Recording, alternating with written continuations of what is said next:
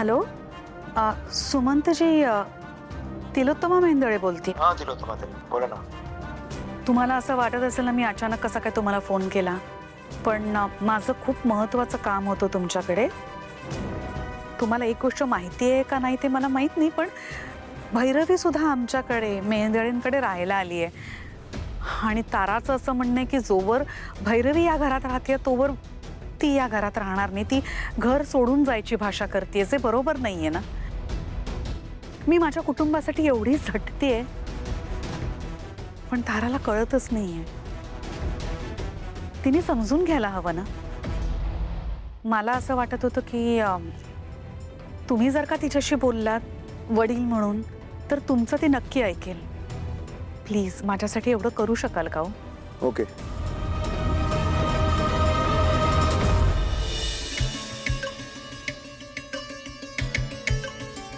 वहिनी, अगदी मनापासून व्यायाम करताय तुम्ही. हो, पण तुला खरं सांगू का, ते जे डॉक्टर आले होते ना, डॉक्टर साखरे, त्यांनी जेव्हापासून या एक्सरसाइजेस सांगितल्या तेव्हापासून एवढा फरक पडलाय ना. म्हणजे सुरुवातीला पाय भरून यायचे, कंबर दुखायची, हे सगळं खूप कमी आहे. दिसतंय ते. म्हणजे तुमच्या चेहऱ्यावर अजिबात थकवा दिसत नाहीये. ते डॉक्टर खूप अनुभवी वाटले मला. मला काय वाटतं की आपण तुमची डिलिव्हरी त्यांच्याच हॉस्पिटलमध्ये करूयात का? सावली, ही कल्पना खरंच खूप चांगली आहे. आणि ते तुमचं ते रोजचं चेकअप असतं ना, ते पण त्यांच्याकडेच करूयात. चालेल. सावली, पण ते डॉक्टर खूप बिझी असतात म्हणे. बिझी असतीलच, पण तिलोत्तमा मॅडमच्या ओळखीचे आहेत.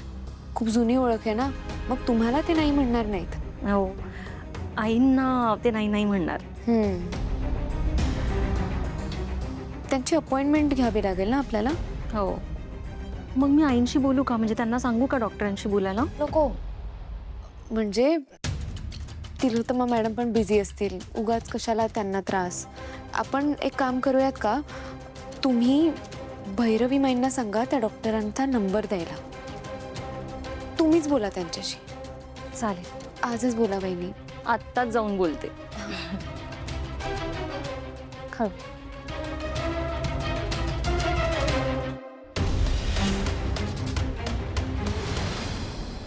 भैरवीजी. हां, अमृता, हो, मला जरा तुमच्याशी बोलायचं होतं. ॲक्च्युली थोडी मदत हवी होती.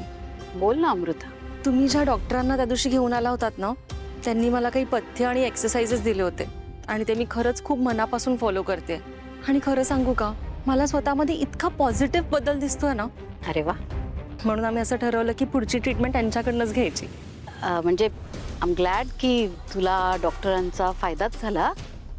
पण तुझे ऑलरेडी आहे ना डॉक्टर, म्हणजे तुझी ट्रीटमेंट ऑलरेडी चालू आहे ना, मग मध्येच का चेंज करतेस? हो, पण यांच्या सल्ल्याने खूप फरक पडलाय.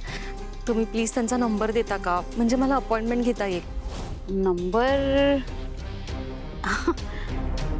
नंबर देऊन काय फायदा होणार आहे अमृता?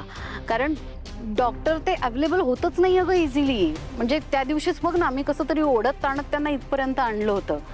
आणि खूप बिझी डॉक्टर आहेत ना, स्पेशलिस्ट आहे एवढे मोठे, असे नाही भेटणार. पण आत्ता तू म्हणालीस की आम्ही असं डिसाईड केलंय, म्हणजे नक्की कुणी डिसाईड केलंय? खरं तर सावलीने मला हे सुचवलं. ती म्हणाली जर तुम्हाला सल्ल्याने फक्त इतका फरक पडत असेल मग पुढची ट्रीटमेंट पण त्यांच्याकडनंच घेऊयात ना. बरं, ठीक आहे ना, चालेल. मी बघते त्यांना फोन करून अवेलेबल आहेत का, आणि मग तुझ्यासाठी अपॉइंटमेंट घेते. चालेल? थँक्यू. You welcome. काळजी घे. हो.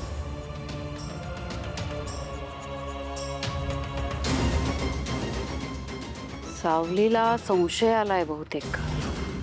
आता ही हळूहळू मुळापर्यंत पोहोचण्याचा प्रयत्न करते. जर या डॉक्टरांशी डायरेक्ट हिचं बोलणं झालं ना, तर कदाचित माझं पितळच उघडं पडेल. आता मलाच काहीतरी करावं लागेल.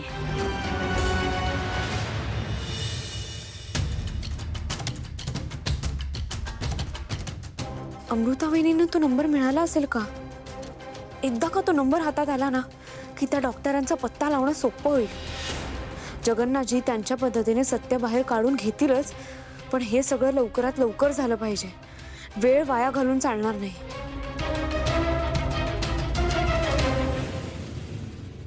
चला चपात्या लाटायला घेते मी.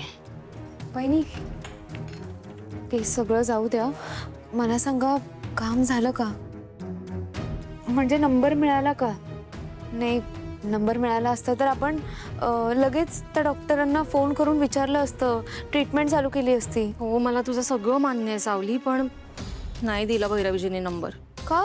त्या म्हणाल्या मी स्वतः त्यांना कॉल करेन. कशाला उगाच त्यांना त्रास? कसा नेहमी नेहमी त्रास द्यायचा त्यांना? नाही म्हणजे आपल्याला नंबर मिळाला असता तर आपण आपल्या सोयीनुसार डॉक्टरांना फोन करू शकलो असतो ना. हो तेच ना, तू जे म्हणालीस ना तेच सांगितलं मी त्यांना. मी म्हणाले ते सांगितलं म्हणजे तुम्ही माझं नाव घेतलं त्यांच्यासमोर?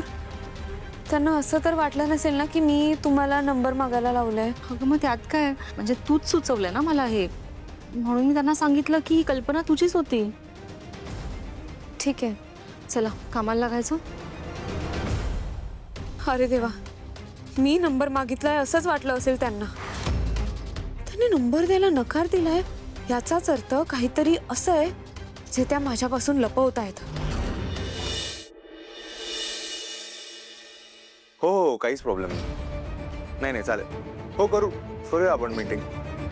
मी तुम्हाला नंतर करतो. जरा काय झालं आता? का चिडलेस तू एवढी? चिडू नको तर काय करू मग?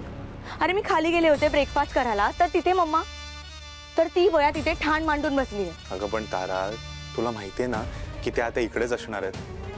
मग तू काय खाणं पिणं सोडून देणार आहेस का त्यांच्यामुळे? उपाशी राहीन मी एक वेळेस, पण तिचं तोंड पाहिलं ना तर घशाखाली घास नाही उतरणार माझ्या. सोहम, मला हे सगळं सहन नाही होतं रे आता. हे बघ, हे सगळं असंच चालू राहिलं ना तर मी परत घर सोडून निघून जाईना. काय वेड्यासारखं बोलतेस तू? का त्या दिवशी पप्पांनी तुला एवढं समजवलं तरी तुला कळत नाहीये का? घालत्या गड्यावर पाणी. बरं झालं पप्पा तुम्हीच फोन केलात. पप्पा, मला ना आता हे सगळं सहन नाही होते. मी या बाईसोबत एका छताखाली नाही राहू शकत. मी आत्ताच्या आता तिथे येते. तारा बेटा, रिलॅक्स. तू आधी शांत हो बघू.